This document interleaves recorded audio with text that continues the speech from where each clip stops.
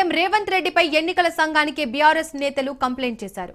ముస్లింలపై CM Revanth చేసిన వ్యాఖ్యలను serious గా తీసుకుని ఆయనపై చర్యలు చేపట్టాలని బీఆర్ఎస్ నేతలు మండలి ప్రతిపక్ష నేత మధుసూదనాచారి, మాజీ ఎమ్మెల్యేలు జీవన్ రెడ్డి, షకీల్, మైనార్టీ నేతలు ఫిర్యాదు చేశారు.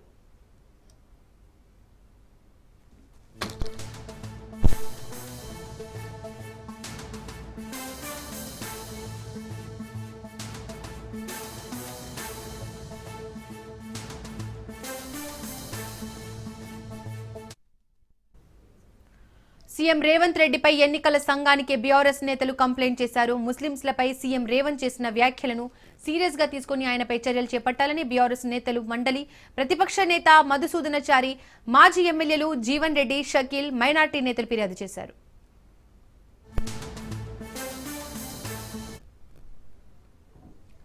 ఇదే అంశానికి సంబంధించి మోర్ డీటెయిల్స్ మా ప్రతినిధి సైదులు అందిస్తారు. సైదులో సీఎం రేవంత్ రెడ్డిపై ఎన్నికల సంఘానికి బీఆర్ఎస్ నేతలు చేసిన కంప్లైంట్ కి సంబంధించి డీటెయిల్స్ ఏంటి?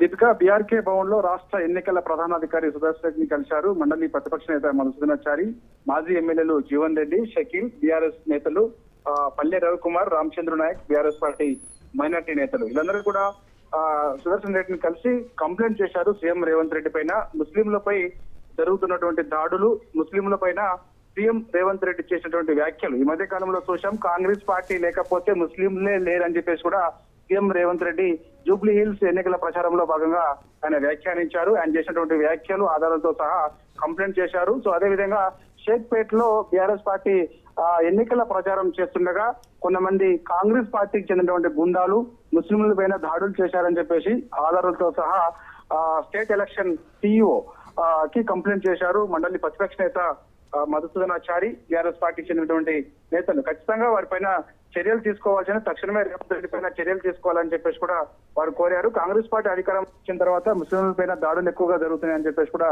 చెప్తున్నారు. మరోవైపు జూబ్లీ హిల్స్ నియోజకవర్గంలో ఎక్కువ మైనార్టీలు ఉన్నారు కాబట్టి దాదాపుగా 1,18,000కు పైగా మైనార్టీలు ఉన్నారు కాబట్టి వారిని ఉద్దేశించి రేవంత్ రెడ్డి ఈ మధ్య కాలంలో చేస్తున్నటువంటి వ్యాఖ్యలు ఏవైతున్నాయో అవి ఓన్లీ ఓట్ల కోసమే ఈ విధంగా వ్యాఖ్యలు చేస్తున్నారని చెప్పేసి కూడా వారు అందులో కంప్లైంట్ లో భాగంగా చెప్పడం జరిగింది. సో ఆ కంప్లైంట్ చేసిన తర్వాత తెలంగాణ భవన్ కు వచ్చారు. తెలంగాణ భవన్ లో మరి కాసేపట్లో మీడియా సమావేశం కూడా ఉంటుంది. మీడియా సమావేశంలో మండలి ప్రతిపక్ష నేత మధుసూదనాచారి కంప్లైంట్ ఎందుకు చేయాల్సి వచ్చింది, కంప్లైంట్ లో ఏ అంశాలు పేర్కొన్నారు అనే విషయాలు కూడా మీడియా సమావేశంలో వెల్లడిస్తారు.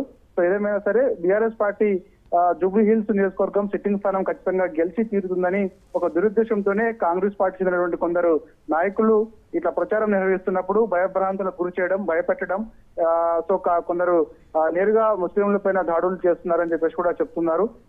స్థానం గెలిచి తీరుతామని చెప్పేసి కూడా ధీమా వ్యక్తం చేస్తున్నారు. ఓడిపోతామని ముందే తెలిసి కాంగ్రెస్ పార్టీ ఇలాంటి దుశ్చర్యకు పాల్పడుతుందని చెప్పేసి కూడా వారు తీవ్ర స్థాయిలో మండిపడుతున్నారు. షేక్పేట్ లో నిన్న నిర్మించినటువంటి ప్రచారంలో భాగంగా కొందరు ముస్లింల పైన చేసినటువంటి దాడి ఏదైతే ఉందో ఆ దాడికి సంబంధించినటువంటి ఆధారాలతో సహా స్టేట్ ఎలక్షన్ సిఇఓ సుదర్శన్ రెడ్డికి కొద్దిసేపటి క్రితమే ఫిర్యాదు చేశారు మండలి ప్రతిపక్ష నేత మధుసూదనాచారి, మిగిలిన బీఆర్ఎస్ పార్టీ చెందినటువంటి కొందరు నాయకులు.